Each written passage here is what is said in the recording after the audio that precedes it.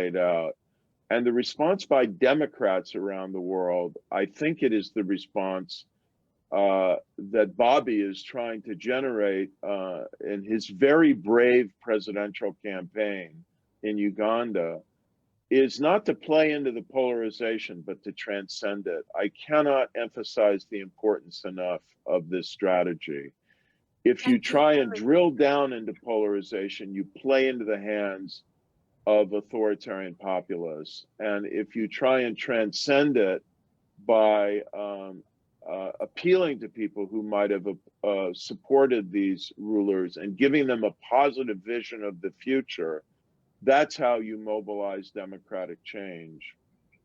Thank you. Thank you. I just want to make one more point before you turn to the other speakers.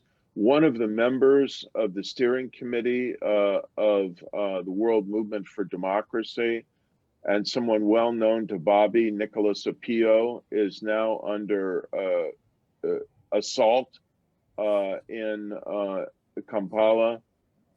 His home has been broken into. All of his computers and sensitive equipment have been stolen by what seems to be an assault by elements of the state. And people like many of my colleagues here, including Bobby, who was viciously assaulted, are in very great danger. And it's very important that the World Movement for Democracy stand with them. Well, thank you, Larry, and thank you in particular for calling out for this support for our friends in Uganda who are facing repression, like our fellow Nicholas Opio.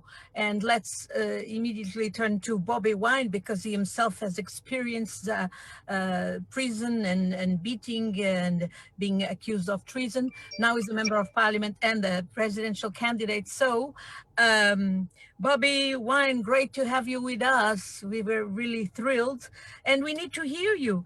Tell us, you're young, you're talking to young people.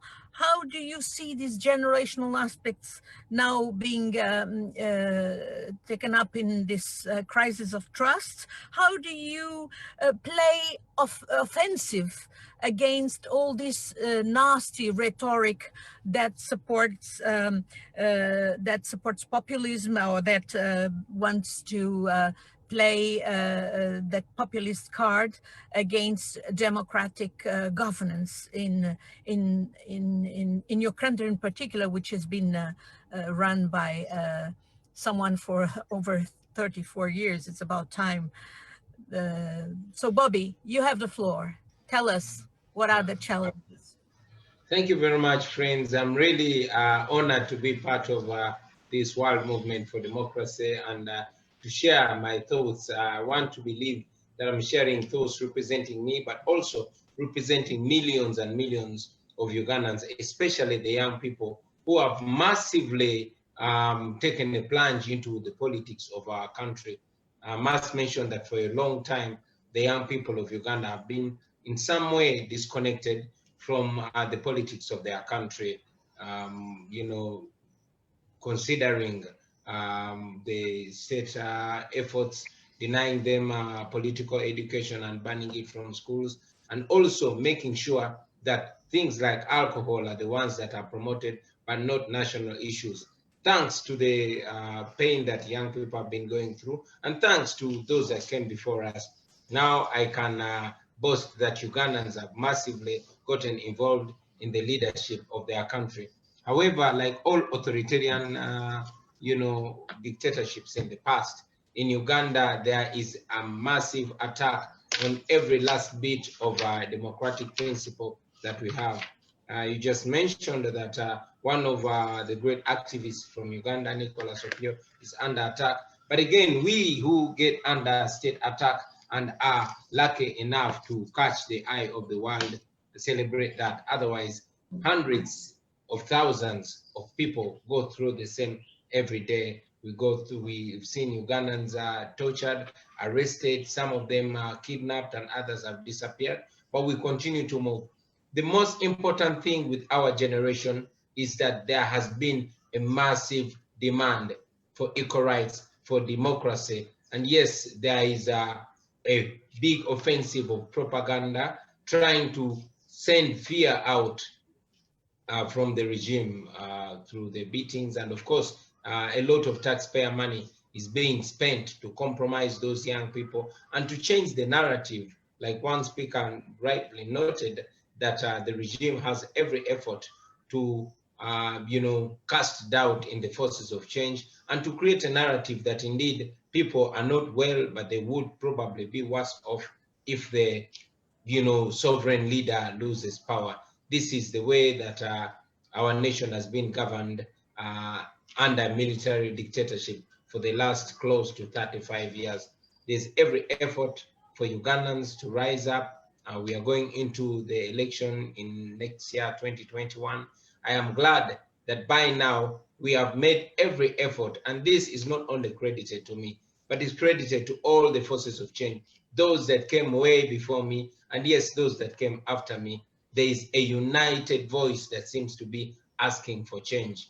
Ugandans are preparing for the election. This election is like no other, because unlike the past where General Yoweri Museveni has been facing competition from the usual traditional politicians, from the usual traditional political party, we in the past, to be precise, right from 2017, started a mass movement called the People Power Movement. This is what has in a great way inspired Ugandans to get involved in their politics. And now we are. What we are dealing with is that we are pushing back against the Museveni regime and other despots who use populist propaganda to keep people in fear.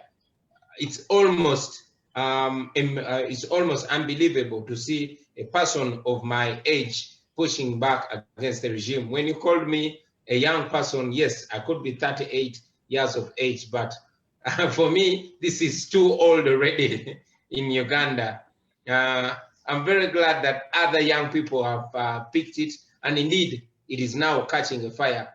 We use music and social media and other things. Personally, I've been using music for the last more than 15 years. And my music is not just entertainment, but we call it edutainment, meaning education mixed with entertainment.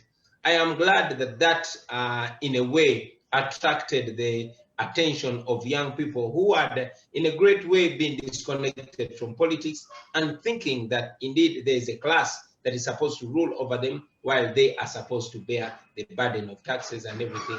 But today, I am glad to report that the young people of Uganda actually feel like they own the country. This has increased the pushback against the regime, and having excited these young people and encouraged them to register as voters, we have seen a mass expansion in the voter population. And we are confident that in 2020, we are going to be able to overwhelm the dictatorship. Sorry, in 2021, did I say 2020? Maybe I'm thinking futuristically. Yeah, we are confident that in 2021, we are going to win the election. However, this has not gone unchallenged by the regime, because right now we are living every day as if it is the last day. Like all despots do in Uganda, we have been faced by arrests, illegal detention. Our young political party has been attacked. Many propped up charges have been brought up against me. Besides the cases that were slapped on us in Arua, I was charged for treason, illegal possession of firearms, etc., etc. But again, here, while I'm battling a charge of annoying the president, did you know there is such a charge as annoying the president? Well, I'm battling with one and others, including Bobby. Thank you. We are running short of time. So thank you so much. All the best. We are with you and all Nicholas and all those fighting for democracy in Uganda. And we look forward to see the results of this fight that you carry with so many young people behind you. And but now building on that, institutions, it's now like a Wild West. And what we need sheriffs who are quick on the draw. Thank you, Gary. Now let's listen to Bobby. And Bobby, do you think that all that energy with these young people that you're being able to mobilize is going to turn in votes? Are these people going to go and vote and demand voting for you, namely? I was listening, I'm and I was going very, to Bobby first and then to Larry. sure, thank you. I was very well represented by Cynthia. Thank you, Cynthia, for your submission.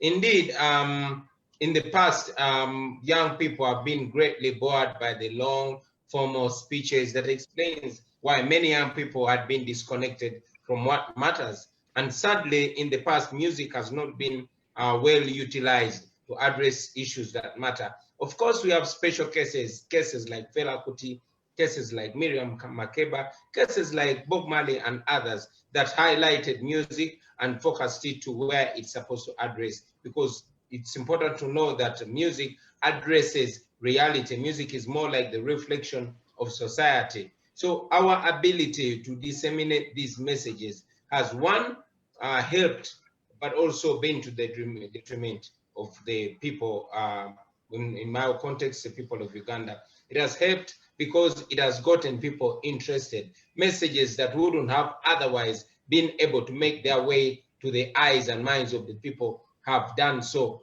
It must be noted that in my context in Uganda, all formal political communication has been banned and has been systematically sidelined. It is only through music that we've been able to smuggle the message of freedom, the message of democracy to the eyes and ears of the people. And that explains why, in my context of Uganda, social media now is taxed. And as if that is not enough, the government in Uganda is moving to regulate social media pages and Facebook. As we speak now, I must get a license. First of all, I pay a fee to even be here. I pay a fee, I pay a tax of 200 shillings to use Facebook, to use Instagram and all other medias. However, because the young people are so, connected and gravitating towards social media and technology, now the government has actually issued a notice that all of us need to get a license before we can communicate on our social media handles. So that explains that technology, yes, it is being embraced right now, but it is also being utilized to limit the people, and it's being weaponized by the regime against the people. Against popular culture, music, dance, drama, poetry, painting, etc., I see it as the future. Today, I am representing the biggest number of people, of young people in Uganda. Why? Because of the music, because of the art, because this is something that gravitates to them. It does not present itself in a formal way, but it finds itself addressing the core issues that all people find so dear, especially the young people. So yes, art and technology is the future. I must also, as I close, address all the rigging exercise and machinery that is being done here in Uganda. While we go into the election, there's every effort to rig elections, and Ugandans only depend on social media. As a person, there's been limitations, not going to, not going to not going to radio and TV stations. Why? Because it drives in the young people. Now, it is music, it is art, it is technology, it is social media and the internet that is driving young people to pick interest and in the election, and indeed to recognize that they have the power and they can maximize it through ways that are not the usual contemporary ways. Thank you, Bobby. And of course, we hope that they will use to go and vote for you. Now, Larry, would you like to?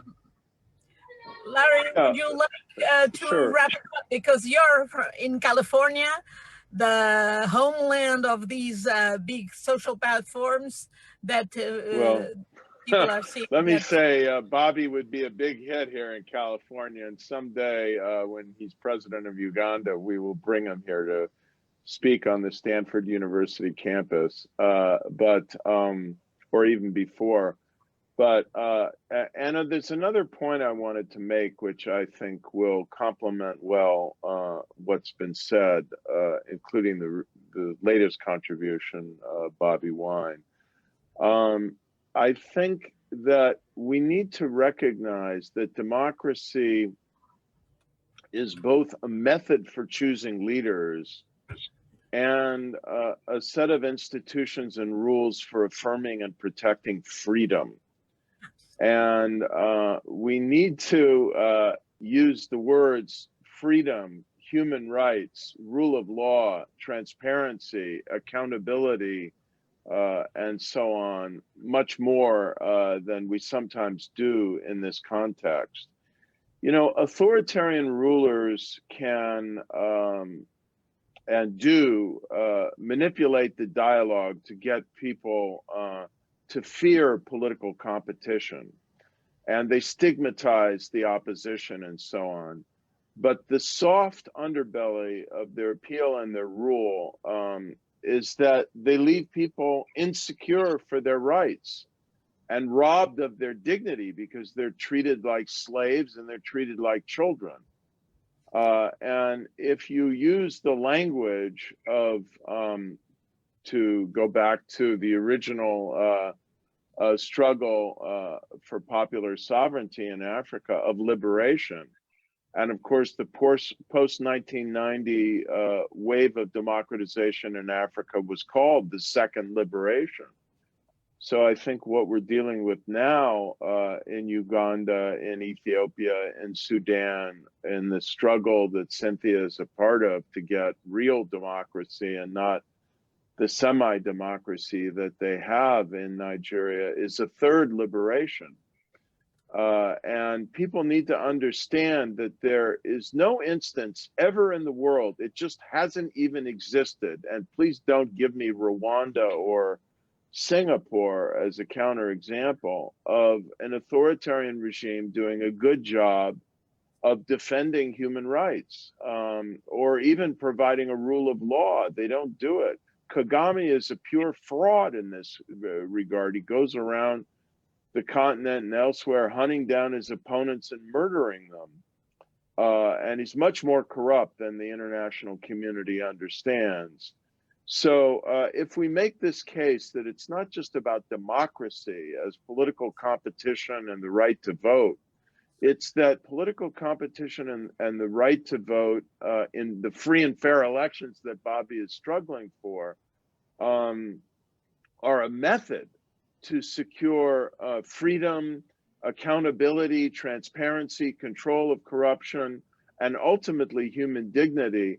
I think that is a winning message that these autocrats cannot push back against. Well, thank you so much, Larry. I think you wrapped wonderfully the debate. For me to listen to all of you. Thank you. Ryota? No, this is Carl. Oh, hi, Carl. Okay. Thank you, Anna, and thanks for moderating it so well under such difficult circumstances from your automobile, from your car. It's been terrific. It's been a wonderful discussion. And let me just try to briefly to summarize the main points. I think Anne opened it up very well by, by just talking about the way in which Russia, with its information warfare, and China with its sharp power and United Front influence operations, have made the values of freedom and human rights, that what Larry just talked about. This is now, in the contemporary world, this has become the new terrain of strategic competition in the world. We've entered a new era in this way, where values have become at the center of political and strategic competition in the world. And then people talk very well about the way to fight this battle. You can't, as Gary said, allow the demagogues to define the issues. It has to be defined in what Larry called a positive vision of what the possibilities are, how to transcend populism. But we also need, in the democracies, we need good governance. And here, I think, what I think was the main point of all of our speakers, Bobby, Cynthia, and Omaid, that all of them were emphasizing that there is in the world today, and I think this is really because of social media and the spread of information and communications, a massive demand for rights, which of course the dictators are fighting against. And this is expressed through music, through art, through technology, and that young people, as Cynthia emphasized, and women are demanding participation. And so the struggle is going to be about rights, freedom, inclusion, values. And that's what the center of the world struggle is today. And the demand for these values is increasing, which I think should give us hope. One final point, as we look to the future, I think we haven't really talked about specific struggles today, but I want to emphasize that the struggle going on in Belarus today and the struggle going on in Hong Kong, the threat to Taiwan, which is an alternative to China as a Confucian Chinese democracy, these are extremely critical struggles. The struggle, of course, in Afghanistan, in Afghanistan where you have negotiations, or in Uganda where you have elections coming up, these are critical too. And the important thing today, which we have to remember, is to stand with the activists who are on the front lines of this struggle. And that means Nicholas Apoyo in Uganda and all of the thousands upon thousands of people who are with him. It means Svetlana Alexievich, who is now locked in her home, the Nobel laureate in Belarus, and threatened by the regime. She's the last remaining member in freedom of the Presidium of the Coordinating Council of the Belarusian leadership, being standing with Joshua Wong and others in Hong Kong. This solidarity, I think, and the struggle in specific situations for freedom and dignity and rights are going to determine the outcome of the struggle. We have a gigantic job to do in our democracies, especially here in the United States. We're not doing very well in terms of our performance. We're not doing well in many other respects. We have to do better. We have to come back. We have to be able to be part of the struggle. But the inspiration for this struggle today is coming from on the ground in one country after another. And because the demand is so strong for freedom and democracy and human rights, I think there is hope for the future. Thank you very much. Thank you so much, Carl. Now, I'd like to invite Kevin Casas-Zamora. He's the Secretary General of the International IDEA. Under his leadership, International IDEA, NED, World Movement for Democracy.